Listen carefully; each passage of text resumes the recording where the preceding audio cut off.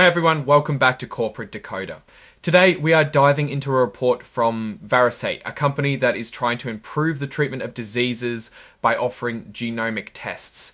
This report is like a recipe book, but instead of food, it involves business changes. You might find it as thrilling as watching paint dry, but stick with me, because we're going to uncover what these changes really mean for the company's future.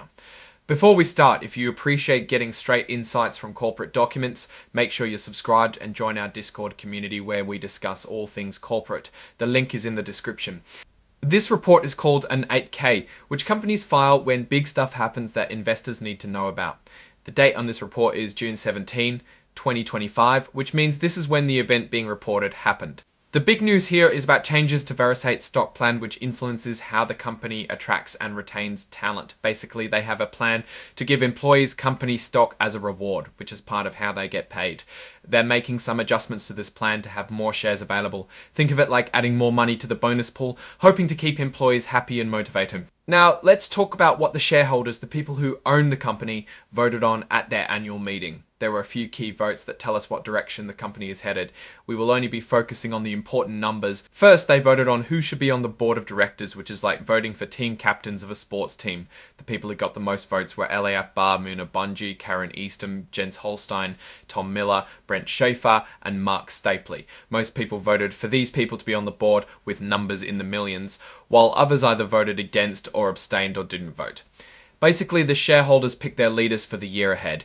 Next, the shareholders voted to keep Ernst & Young, a well-known accounting firm, as the company's bean counters. Over 72 million votes were cast in favour, with only about 165,000 votes against and about 15,000 abstaining. It's like getting a thumbs up to keep the same people checking your homework. Then they voted in an advisory way whether they were okay with how much money the top bosses are making.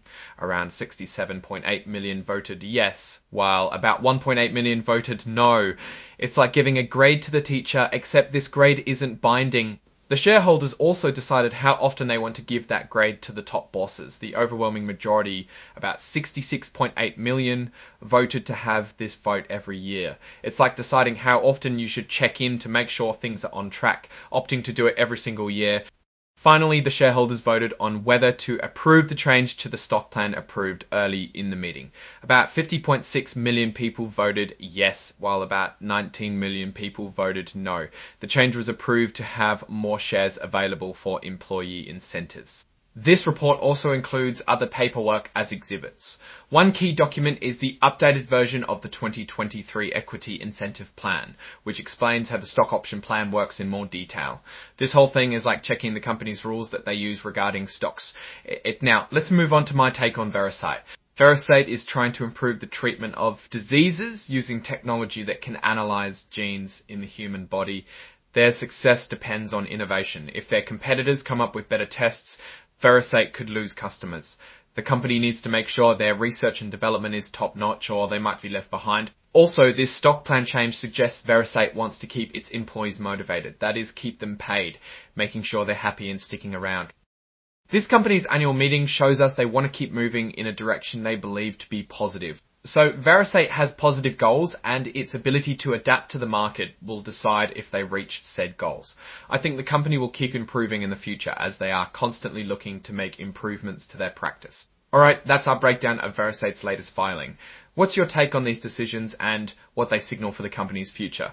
Drop your thoughts in the comments. If this analysis was valuable, hitting that like button really helps, and subscribe for more deep dives. Don't forget to check out the Discord in the description. Thanks for watching. See you next time.